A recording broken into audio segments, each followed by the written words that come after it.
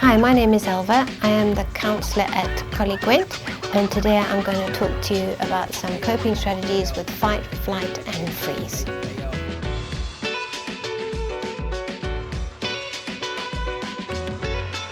So the first thing we're going to learn today is something called the 7-11 breathing. This involves three things. It involves saying a nice compliment to yourself, so something along the lines of I am, and it's also about breathing in and breathing out and counting. So what I need you to do is take a deep breath in, hold your breath for 7.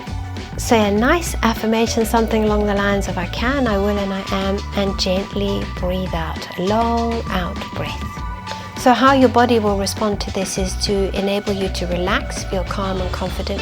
So the second technique we're going to talk about today is the power pose, and this is about feeling grounded and being in control.